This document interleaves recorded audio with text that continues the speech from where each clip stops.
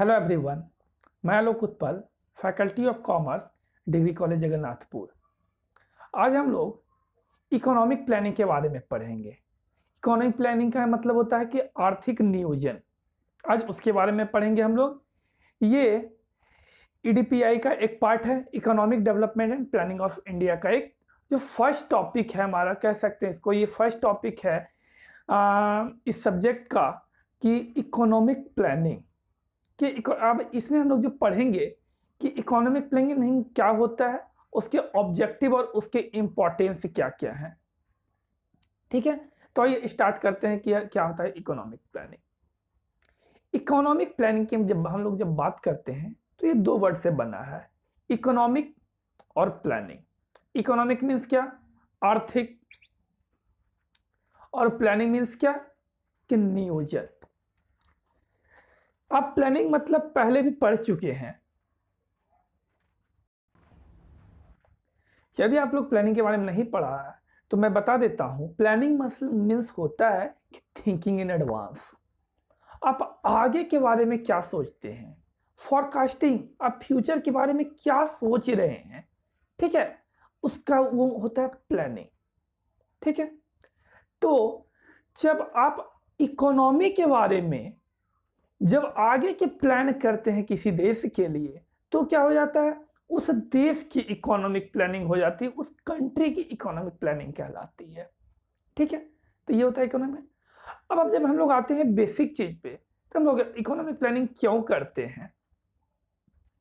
तो किसी भी पर्सन, किसी भी ह्यूमन की वांट्स, नीड्स क्या होती है? अनलिमिटेड होती है। किसी की भी नीड्स एंड वांट्स, किसी भी ह्यूमन का पूरा नीड्स एंड वांट्स नहीं हो सकता है, कभी भी पूरा नहीं हो सकता, क्योंकि किसी भी देश के पास रिसोर्सेस लिमिटेड होते हैं, उसके संसाधन लिमिटेड होते हैं। तो उस संसाधन को कैसे हम क्या उसको कह सकते हैं, बेटर यूटिलाइज करके, उसको अच्छे ढंग से यूटिलाइज करके, उसको कैसे हम ह्यूमंस के वांट्स को मैक्सिमम सेटिस्फाई कर सके, ये इस पूरे प्लानिंग को हम क्या कहते हैं? इकोनॉमिक प्लानिंग कहते हैं। ठीक है, अब क्या है, हमारे पास रिसोर्सेज की कमी है क्योंकि रिसोर्सेज हमारे पास लिमिटेड है। ह्यूमन के पास wants and needs and wants unlimited है, क्योंकि किसी भी ह्यूमन की चाहत पूरी नहीं होती। उसको जितना देते जाओ उसको और ज्यादा की जरूरत होती है, उसे लगता है कि नहीं हमें और चाहिए। ठीक है, लेकिन अब उसकी तो हर एक चाहत पूरा हो नहीं सकती है, क्योंकि यहाँ पे क्या, मेरे पास रिसोर्सेस क्या है? लिमिटेड है। तो उस लिमिटेड रिसोर्सेस को बेटर यूटिलाइज करके ह्यूमन के नीड्स एंड वांट्स को मैक्सिमम सेटिस्फाई करना हम क्या कह सकते हैं? इकोनॉमिक प्लानिंग है। ठीक है, कैसे हम उसको सेटिस्फाई कर सके। ठीक है, यहाँ पे डिफाइन करता है, economic planning is the major economic decision by the conscious decision of a determined authority on the basis of comprehensive survey of a country existing and potential resources and careful study of needs of the people। मतलब क्या है कि एक major economic decision बनाया जाता है। Economic planning में क्या हम डिसीजन बनाते हैं? क्या प्लानिंग मतलब क्या? हम आगे के लिए सोचते हैं, आगे के हमने फ्यूचर के लिए डिसीजन बनाते हैं। ठीक है, तो यही चीज है। अभी इकोनॉमिक प्लानिंग, तभी इकोनॉमी के बारे में हम डिसीजन बनाएंगे, आर्थिक का हम प्लानिंग करेंगे, आर्थिक नियोजन करेंगे। आर्थिक क्या, हम आर्थिक से जुड़े रिलेटेड जो भी हम क्या होंगे डिसीजन बनाएंगे। वो क्या होगा, वो एक अथॉरिटी के द्वारा जो बनाया जाएगा, जो कि किसी कंट्री में तो एक सेंट्रल गवर्नमेंट किसी को भी अथॉरिटी देती है, जो उसके द्वारा ये बनाया जाता है। ठीक है, तो वो कैसे, वो अथॉरिटी उस डिसीजन को कैसे बनाती है? तो वो बहुत बड़े लेवल पे सर्वे करती है कंट्री में वो, और क्या उस कंट्री में सर्वे करके क्या रिसोर्सेस है, पहले वो क्या करती है, वो रिसोर्सेस को जुटाती है। वो पहले देखती है कि मेरे पास क्या क्या रिसोर्सेस है, और उसका केयरफुल स्टडी करके जो भी पीपल की जरूरत है उसके हिसाब से उसको क्या करती है, उसकी जरूरत को पूरा करती है। पूरा तो नहीं हो सकता, लेकिन मैक्सिमम सेटिस्फाई करने की कोशिश करती है। ठीक है, तो यही इस पूरे डिसीजन को हम लोग जैसे ये पूरा सर्वे करके जो भी नीड्स एंड वांट्स को हम सेटिस्फाई कर रहे हैं, इसी चीज को क्या कहा जाता है, तो इकोनॉमिक प्लानिंग कहा जाता है। ठीक है, चलिए ये इकोनॉमिक प्लानिंग का मतलब समझे। अब आगे हम लोग का कि इकोनॉमिक प्लानिंग की ऑब्जेक्टिव क्या है। तो इकोनॉमिक प्लानिंग के ऑब्जेक्टिव को 3 वेरियस सोर्सेस में क्लासिफाई किया गया है। ठीक है, पहला ऑब्जेक्टिव जो है एक इकोनॉमिक ऑब्जेक्टिव, सोशल ऑब्जेक्टिव और पॉलिटिकल ऑब्जेक्टिव। ठीक है, आर्थिक उद्देश्य, सामाजिक उद्देश्य और राजनीतिक उद्देश्य, ये 3 ऑब्जेक्टिव, ये 3 उद्देश्य में इकोनॉमिक प्लानिंग को क्लासिफाई किया गया है। ठीक है, अब इकोनॉमिक ऑब्जेक्टिव के तहत मतलब कि आर्थिक उद्देश्य के तहत क्या क्या आते हैं वो देखते हैं। तो सबसे पहले जो इकोनॉमिक प्लानिंग की इकोनॉमिक ऑब्जेक्टिव है, उसके अंदर जो फर्स्ट पॉइंट क्या आता है कि better utilisation of national resources. हमारे पास, मैंने अभी जस्ट पहले भी बताया कि हमारे पास रिसोर्सेस लिमिटेड है। अब उस रिसोर्सेस को, जो भी नेशनल रिसोर्सेस हैं, उसको बेटर तरीके से यूटिलाइज करके, अच्छे तरीके से यूटिलाइज करके उसको क्या करना है। जैसे कि रिसोर्सेस में क्या नेचुरल रिसोर्सेस हैं, जैसे कि आपका वाटर हो गया, लैंड हो गया, मिनरल्स हो गया, बहुत सारे हमारे देश में मिनरल्स हैं, आयरन है, कोल है, बहुत सारे जितने भी मिनरल्स हैं मेरे पास, लिमिटेड बॉक्साइट, बहुत सारे चीजें। ठीक है, तो उसको कैसे बेटर तरीके से यूटिलाइज किया जाए जिससे पब्लिक को क्या कह सकते हैं, उसको पब्लिक को हम मैक्सिमम सेटिस्फाई गेन कर सके, उसको मैक्सिमम सेटिस्फैक्शन हो सके, इस तरीके से हमको रिसोर्सेज को यूटिलाइज करना, ये पहला इकोनॉमिक ऑब्जेक्टिव कहता है। दूसरा इकोनॉमिक ऑब्जेक्टिव है कि फुल एम्प्लॉयमेंट। फुल एम्प्लॉयमेंट मतलब क्या, कि जो ये रोजगार है, पूरी तरह से रोजगार प्रोवाइड करना। अब ये क्या, किसी भी कंट्री के लिए अनएम्प्लॉयमेंट मतलब कि बेरोजगारी, ये बहुत बड़ी समस्या है, सभी जानते हैं। हाँ, अभी तो हमारे देश में भी ये बेरोजगारी से बहुत सारे लोग जूझ रहे हैं, और खासकर इस कोरोना संकट में बहुत सारे लोग बेरोजगार हो गए हैं। तो ये इकोनॉमिक प्लानिंग का ऑब्जेक्टिव होता है, उद्देश्य होता है कि सभी देश में सभी लोगों को रोजगार देना, फुल एम्प्लॉयमेंट देना, कि उसके एबिलिटीज के, उसके स्किल्स के बेसिस पे, उसकी एबिलिटीज के बेसिस पे सभी तरह के एम्प्लॉय, सभी तरह के पर्सन, सभी तरह के ह्यूमन को क्या करना, रोजगार देना, इकोनॉमिक ऑब्जेक्टिव का कहलाता है, फुल एम्प्लॉयमेंट है ये। ठीक है, तीसरा है प्रमोटिंग बैलेंस डेवलपमेंट।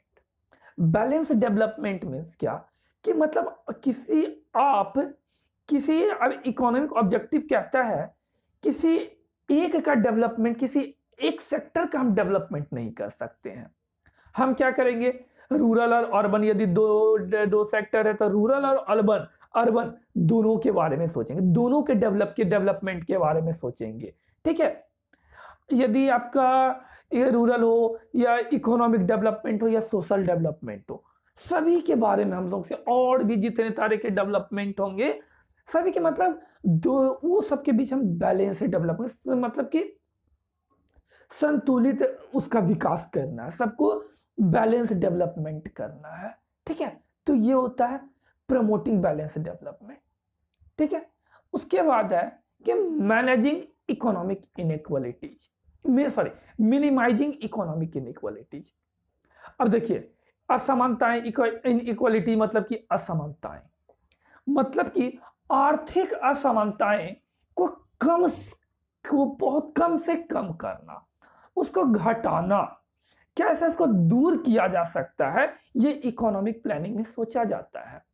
जैसे कि इकोनॉमिक इनइक्वालिटीज कैसे हो सकती है, जैसे यहाँ पे हो, अब जैसे कि इनकम और वेल्थ का किसी भी देश में उसको डिस्ट्रीब्यूट किया जाता है पीपल्स के बीच में, वहाँ के सिटीजन में, तो सबसे पहले ये देखा जाता है कि जो दो सब लोगों के बीच जो ये distribution of wealth and income को किया जाए, मतलब इनकम और वेल्थ को डिस्ट्रीब्यूट किया जा रहा है, वो सभी लोगों के पीछे बराबर डिस्ट्रीब्यूट हो रहा है क्या नहीं। ऐसा नहीं कि हम किसी एक को दे रहे हैं किसी दूसरे सेक्टर को नहीं दे रहे हैं। मतलब कि इकोनॉमी जो भी हमारी इकोनॉमिक इनइक्वालिटी उसको दूर करना, कम से कम करना, ये क्या ऑब्जेक्टिव होता है इकोनॉमिक प्लानिंग का। नेक्स्ट है मैक्सिमम प्रोडक्शन एंड प्रोडक्टिविटी। मतलब है यहाँ पे इकोनॉमिक प्लानिंग ये रिजल्ट देता है। मतलब कि इकोनॉमिक प्लानिंग कहता है कि रिसोर्सेस को, मतलब लिमिटेड रिसोर्सेस को इस तरीके से यूज किया जाए, बेटर तरीके से यूज किया जाए। मतलब कि मान के चलिए आपको रिसोर्सेस की कमी है, आप उसको टेक्नोलॉजी के से यूज करके क्या कर सकते हैं, आप प्रोडक्शन को इंक्रीज कर सकते हैं। ठीक है, अब प्रोडक्शन से को इंक्रीज करेंगे तो ये क्या होगा, इंप्लॉय की प्रोडक्टिविटी इंक्रीज होगी। तो इससे क्या होगा, प्रोडक्शन और प्रोडक्टिविटी दोनों यहाँ पे इंक्रीज होगी। ठीक है, नेक्स्ट कहता है प्रमोटिंग स्टैंडर्ड ऑफ लिविंग। अब इसका काम क्या है कि स्टैंडर्ड ऑफ लिविंग को भी क्या प्रमोट करना। मतलब सभी के स्टैंडर्ड ऑफ लिविंग जो भी होंगे, रहने का जो उन लोगों का स्टैंडर्ड ऑफ लिविंग है उसकी क्वालिटी होगी, better quality of product society को प्रोवाइड करना, better standard of living provide करना। ये किसका काम है, इकोनॉमिक प्लानिंग के तहत आता है। इकोनॉमिक प्लानिंग में स्टैंडर्ड ऑफ लिविंग को इंक्रीज बढ़ाने के बारे में, उसको प्रमोट करने के बारे में सोचा जाता है। ठीक है, नेक्स्ट है अटेनिंग सेल्फ रिलायंस। ये तो अभी अटेनिंग सेल्फ रिलायंस भी को बहुत बड़ा मुद्दा है। आत्मनिर्भरता, अभी मोदी जी ने भी इसके बारे में चर्चा किया है कि वोकल फॉर लोकल। आप लोकल के बारे में अपने मतलब कि आप आत्मनिर्भर बने। ठीक है, तो अब इसका काम क्या है कि आत्मनिर्भर मतलब क्या कहता है, सेल्फ रिलायंस मतलब क्या कहता है कि आप ज्यादा से ज्यादा प्रोडक्ट आप अपने कंट्री में प्रोड्यूस करें, आप ज्यादा से ज्यादा उसको एक्सपोर्ट करें और इंपोर्ट को कम करने की कोशिश करें। इससे क्या होगी कि आपकी आत्मनिर्भरता बढ़ेगी। ठीक है, आप सेल्फ रिलायंस को अचीव करेंगे, उसको अटेन करेंगे, उसको प्राप्त करेंगे। कैसे, तो कम से कम इंपोर्ट करके ज्यादा अपने कंट्री में ही गुड्स को प्रोड्यूस करके क्या कर सकते हैं, आप आत्मनिर्भर बन सकते हैं। ठीक है, तो ये होता है अटेनिंग सेल्फ रिलायंस। अब नेक्स्ट है इकोनॉमिक सिक्योरिटी एंड स्टेबिलिटी। तो ये कहता है इकोनॉमिक सिक्योरिटी एंड स्टेबिलिटी कहता है कि आप जितने भी वर्कर्स होंगे, जितने भी एम्प्लॉय होंगे, उनको आप सही फेयर रेम्यूनरेशन दीजिए, उसको सही तरह से उसका रेम्यूनरेशन दीजिए। मतलब कि यदि आप वो जिस तरह से वर्क कर रहा है, जिस तरह से काम कर रहा है, उस तरह से उसको रेम्यूनरेशन मिलना चाहिए। यदि कोई इन्वेस्टर है तो उसको रिटर्न अच्छा मिलना चाहिए, सही रिटर्न मिलना चाहिए, तो वो इन्वेस्ट करने के लिए मोटिवेट होगा। एंटरप्रेन्योर है, उसको रीजनेबल रिटर्न होना चाहिए, रीजनेबल प्रॉफिट होना चाहिए, तो क्या होगा, वो एंटरप्रेन्योरशिप के लिए मोटिवेट होगा। ठीक है, तो ये हमारा पूरा इकोनॉमिक ऑब्जेक्टिव। अब है सोशल ऑब्जेक्टिव। सोशल ऑब्जेक्टिव में क्या कहता है, तो सबसे पहले इकोनॉमिक की आप सोशल सिक्योरिटी को इंश्योर करना। मतलब क्या कि यदि ओल्ड एज लोग हैं उनके बारे में पेंशन, यदि अनएम्प्लॉयमेंट है तो उसको एम्प्लॉय में रोजगार कैसे प्रोवाइड कर सकते हैं, आप यदि एम्प्लॉय है तो उसको अलाउंसेस दीजिए, एक्सीडेंटल इंश्योरेंस है और बहुत सारे तरह की सुविधाएं दीजिए जिससे उसको सोशल मतलब कि सामाजिक सुरक्षा सभी लोगों को मिल सके।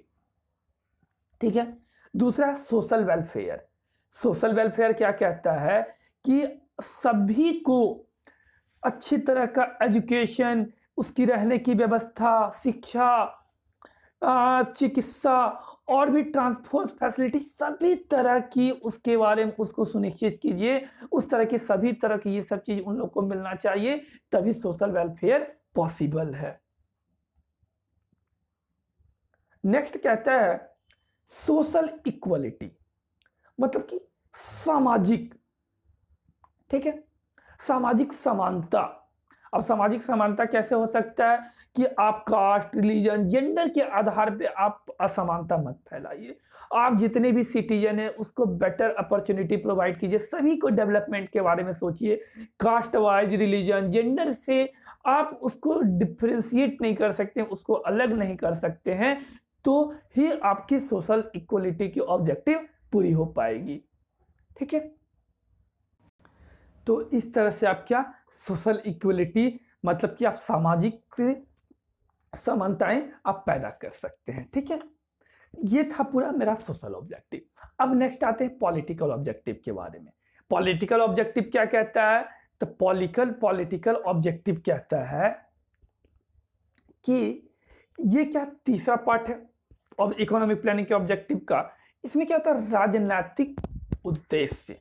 इकोनॉमिक प्लानिंग का राजनीतिक उद्देश्य क्या होता है? तो सबसे पहला होता है प्रमोटिंग डिफेंस। हम डिफेंस को प्रमोट करेंगे। इकोनॉमिक प्लानिंग क्या क्या है कि डिफेंस को प्रमोट करना। जैसा कि अभी बहुत सारे देशों के बीच आप अपने की सुरक्षा के लिए, फॉरेन अटैक से बचने के लिए या भी अदर तरीके से किसी उसके लिए डिफेंस को प्रमोट करना, अपनी शक्ति को बढ़ाना, ये क्या इकोनॉमिक प्लानिंग का उद्देश्य होता है। नेक्स्ट है प्रमोटिंग इंटरनल पीस। यदि सबसे पहले तो कंट्री में लॉ रूल रेगुलेशन कंडक्ट ये सब क्या मेंटेन होना चाहिए, लॉ एंड ऑर्डर हो, चाहे देश में इंटरनल पीस हो, मतलब कि अंदर की जो शांति हो, देश के अंदर में शांति हो, इस तरह से कंडीशन होना चाहिए। तो ये किसके द्वारा किया था? सोशल एंड इकोनॉमिक डिपार्टमेंट के द्वारा ये काम किया जाता है। ये भी इकोनॉमिक प्लानिंग के पॉलिटिकल ऑब्जेक्टिव का पार्ट है। नेक्स्ट क्या है? तो सेटिस्फाइंग द पॉलिटिकल ईगो। बहुत बार ऐसा होता है, इकोनॉमिक प्लानिंग पॉलिटिकल पार्टी अपने बेनिफिट के तहत, अपने ईगो के तहत, अपनी पॉलिटिकल को सेटिस्फाई करने के लिए क्या करती है, इस तरह से इकोनॉमिक प्लानिंग तैयार करती है कि उसकी जो पार्टी है उसका भी उद्देश्य साथ साथ में पूरा हो। मतलब ये नहीं कहने का मतलब कि पर्सनल उद्देश्य, कहने का मतलब कि सबकी अलग अलग विचारधारा होती है और उस हिसाब से वो इकोनॉमी को बढ़ाने की कोशिश करता है। तो इसलिए जो समय समय पे जो गवर्नमेंट चेंज होती है वो अपने हिसाब से, अपने तरीके से क्या करती है, कंट्री के डेवलपमेंट में योगदान देती है। अपने अपने जैसे जिसकी विचारधारा होती है और जिसकी जैसे अपनी ईगो, उसके हिसाब से वो इकोनॉमिक प्लान को बनाते हैं, उस तरह से उसको अडॉप्ट करते हैं और उसके बाद उसको चलाते हैं अपनी सरकार को, ठीक है, गवर्नमेंट को। तो इस तरह से क्या है, ये सेटिस्फाइंग द पॉलिटिकल ईगो है। तो ये था हमारा सोशल ऑब्जेक्टिव, पॉलिटिकल ऑब्जेक्टिव। अब आते हैं कि इकोनॉमिक प्लानिंग का इंपॉर्टेंस क्या है, इकोनॉमिक प्लानिंग क्यों महत्वपूर्ण है। ठीक है, तो सबसे पहले कि रिलायबल स्टैटिस्टिकल डाटा। जब भी इकोनॉमिक प्लानिंग में बात करते हैं तो उसका डेटा जो होता है हमारा हमेशा उसका डेटा कलेक्ट कर को एक स्टैटिस्टिकल के रूप में उसको क्या बोलते हैं, तैयार किया जाता है, जिसे आप एक प्रॉपर टारगेट फिक्स कर पाते हैं, किसको प्रायोरिटी देनी है, क्या देते हैं। तो एक स्टैटिस्टिकल डेटा के आधार पर हम ये काम क्या करते हैं। इसलिए इसमें क्या होता है, सबसे पहले ये रिलायबल स्टैटिस्टिकल डेटा मिल जाता है। दूसरा क्या है, सुटेबल इकोनॉमिक ऑर्गेनाइजेशन। मतलब कि यह इकोनॉमिक प्लानिंग जब तैयार की जाती है किसी कंट्री में तो उसके लिए एक इकोनॉमिक ऑर्गेनाइजेशन तैयार किया। जैसे कि इंडिया में पहले चलता था कि आपका प्लानिंग कमीशन, जो अभी आ गया है नीति आयोग, ये क्या करता है, इकोनॉमिक प्लानिंग के बारे में सोचता है, कंट्री की क्या आगे की इकोनॉमिक की प्लानिंग होगी उसके बारे में सोचता है। तो economic organisation, suitable economic organisation होना चाहिए कंट्री में। तीसरा क्या है, the existence of strong and stable government. देखिए, समय समय पे यदि लगातार बहुत कम समय में यदि गवर्नमेंट चेंज होती रहती है तो क्या होता है कि कंट्री डेवलप नहीं कर पाता, उसके डेवलपमेंट नहीं हो पाता। इसलिए भी किसी भी कंट्री की डेवलपमेंट के लिए एक स्ट्रॉन्ग और स्टेबल गवर्नमेंट होनी चाहिए, एक मजबूत गवर्नमेंट और स्थायी सरकार होनी चाहिए, जिससे क्या हो कि आपकी इकोनॉमिक प्लानिंग का एक अच्छी तरह से उसका इंफ्रास्ट्रक्चर तैयार हो सके और अच्छी तरह से देश में लागू करके उसको अच्छी तरह से चलाया जा सके। नहीं तो समय समय पे गवर्नमेंट चेंज होगी, अपने पॉलिटिकल ईगो के तहत अलग अलग से अलग अलग तरीके अपने अपने की तरीके से इकोनॉमिक प्लानिंग तैयार करेगी और बार बार वो क्या होगा, कुछ चेंज हो जाएगा वहां पे। नेक्स्ट है maintenance of proper balance. Proper balance को मेंटेनेंस रखना मतलब कि यदि एग्रीकल्चर हो, चाहे इंडस्ट्री हो, चाहे प्राइवेट सेक्टर हो, चाहे पब्लिक सेक्टर हो, अर्बन एरिया हो, चाहे रूरल एरिया हो, कॉटन चाहे हैवी इंडस्ट्री हो, सभी के बीच में मेंटेन रखना, सभी के बीच में बैलेंस रखना, ये इसके लिए इकोनॉमिक प्लानिंग बहुत जरूरी है। Next, proper fixation of target and priorities. तो किसी भी इकोनॉमिक प्लानिंग के लिए सबसे पहला काम क्या होता है कि प्रॉपर कोई भी टारगेट फिक्स किया जाता है। ठीक है, किसको प्रायोरिटी देनी है, पहले उसको उस टारगेट के हिसाब से प्रायोरिटी फिक्स की जाती है और उसके हिसाब से सोशल टारगेट हो, जो भी टारगेट हो उसको अचीव करना होता है, इसलिए इकोनॉमिक प्लानिंग जरूरी होती है। नेक्स्ट है एफिशिएंट एंड क्लियर एडमिनिस्ट्रेशन।